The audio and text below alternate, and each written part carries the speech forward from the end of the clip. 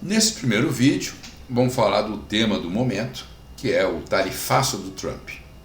Eu não sou versado em economia, mas o nosso canal é Ouse Saber.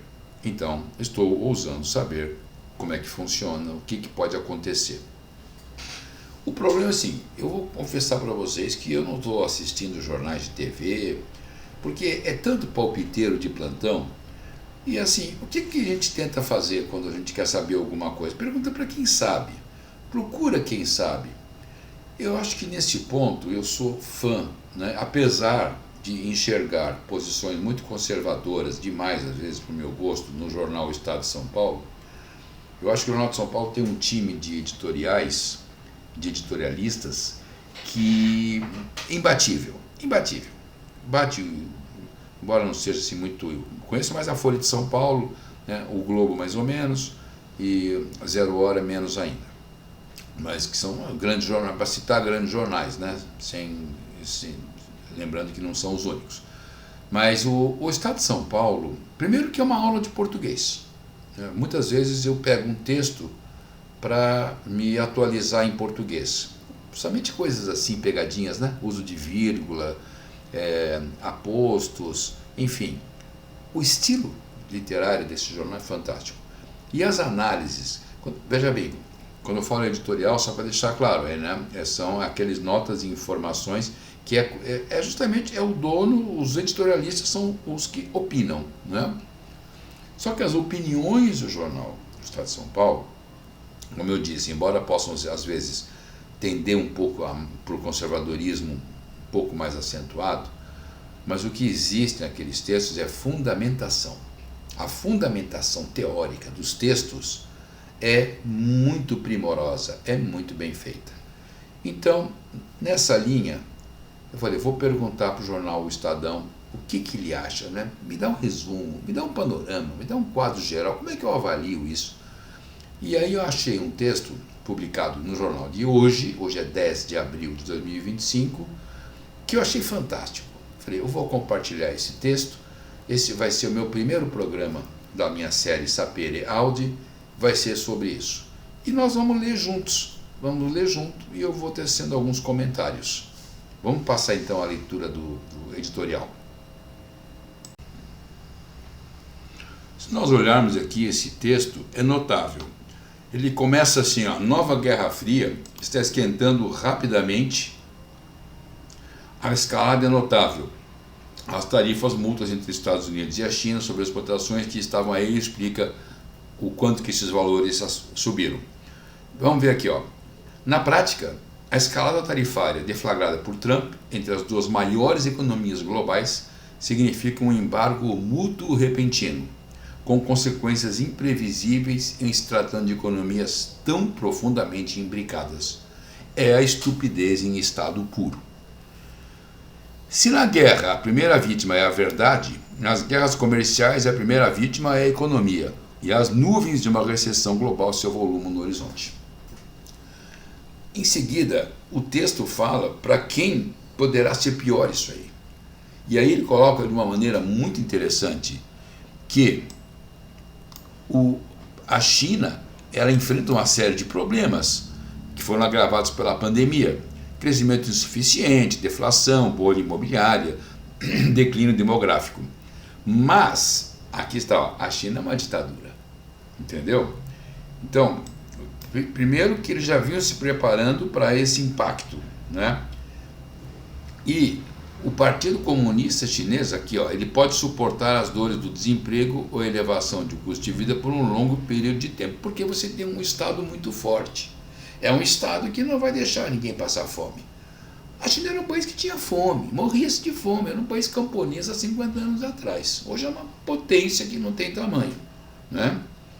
Aí ele fala, só que enquanto isso, os Estados Unidos, como democracia, tem oposição, tem opinião pública, tem imprensa, tem poder judiciário, tem eleições congressuais daqui a 1 ano e meio, onde a oposição pode assumir várias cadeiras do Congresso, do Senado. Tem muitas forças ali atuando. E outra coisa também que o jornal fala muito é sobre a questão da moral. Ó. Mesmo governos autoritários precisam, ou moral, precisam de algum grau de legitimação popular, mas como em toda guerra, o moral é um fator crucial, se não o principal. E o regime chinês pode sempre alegar à sua população que é o seu país que está sendo agredido, o que é verdade. Enquanto Trump precisa se justificar em um eleitorado dividido, uma iniciativa amplamente recriminada pelos economistas. Então, vocês verem que a situação não é simples, não é uma situação trivial quando se fala que Trump pode estar dando um tiro no pé. Agora, eu acho que o texto termina de uma maneira brilhante. Eu vou ler aqui literalmente. Presta atenção, leiam comigo.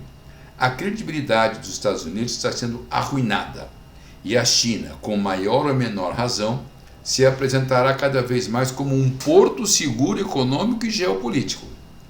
Há muito tempo, a propaganda do Partido Comunista Chinês, olha aí, ó, promove sofregamente a ideia, sofregamente é ansiosamente, com ênfase, né? A ideia de que o Ocidente é decadente, egoísta e está dividido contra si mesmo. Agora pode jogar parado, enquanto Trump se encarrega de provar que os chineses estão certos.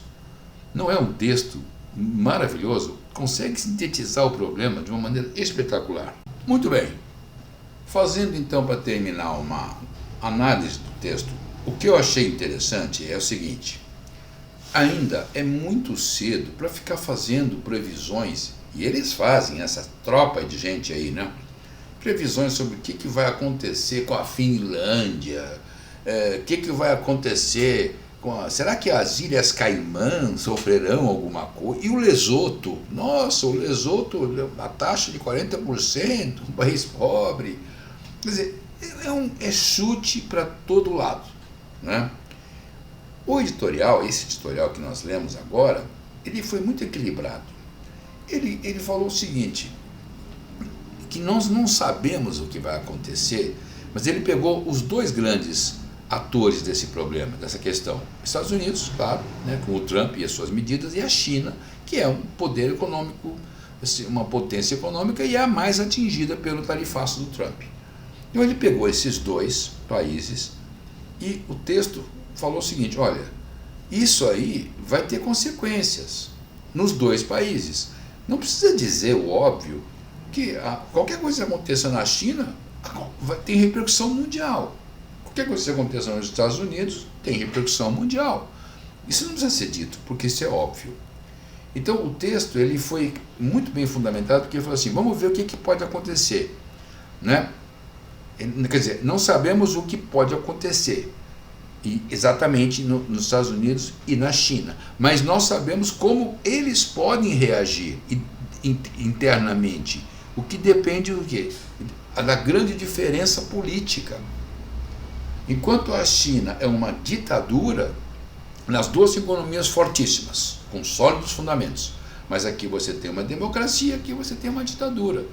E isso faz toda a diferença na hora do enfrentamento de uma crise. Porque na China você não tem que aprovar lei em Congresso, você não tem um Supremo Tribunal, você não tem nada. O Partido Comunista Chinês, né, com o seu chefe, seu líder, né, manda no país à volonté, manda à vontade, acabou. E ainda vai conseguir apoio popular, porque o texto diz, mesmo numa ditadura, num regime autoritário, algum grau de legitimidade popular precisa, né? Até vi uma matéria agora do economista Samuel Pessoa, que acabou de sair, dizendo que pode ter efeitos colaterais positivos. A China poderá melhorar o seu padrão de vida dos seus habitantes para que eles se tornem mais consumidores de produtos internos. A China poderá dizer, pô, o mercado externo está difícil, os Estados Unidos, meu maior cliente, me taxou aí em 145% e eu preciso continuar a vender, produzir, né? Então, a questão do emprego e desemprego não é tanto o caso, o problema é de consumo mesmo, é de excedentes de produção, importação, exportação, né? Mercado exterior. intermercados. Então a China poderá se voltar mais para o seu mercado interno. Para isso ela melhoraria padrões de bem-estar social da população, para ela aumentar o leque de consumo. É mais uma suposição, não deixa de ser interessante. Mas então, o texto fala exatamente sobre essas diferenças, né? Ditadura, então lá o Deng Xiaoping lá resolve isso, resolve aquilo, faz assim, a população obedece, ainda mais motivada, porque sentindo seus brios, a China está sendo atacada, né? Pelo inimigo que sempre foi bola cantada, conforme o texto diz, que a China sempre trabalhou com essa história de que o Ocidente é corrupto, eles são inimigos entre eles não são de confiança, e o Trump está passando o recibo para isso.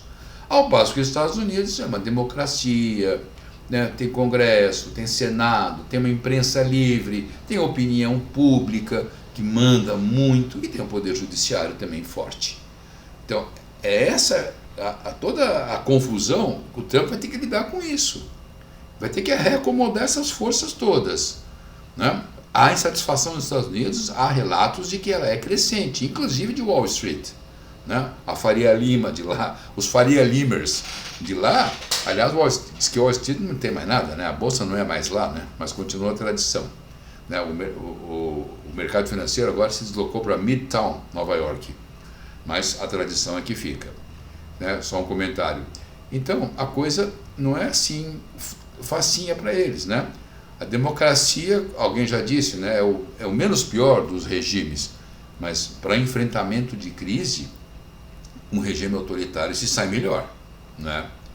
Então esse aí eu acho que o grande mérito do texto, ele é claro, ele fundamenta bem, ele escreve muito bem e não fica com chute.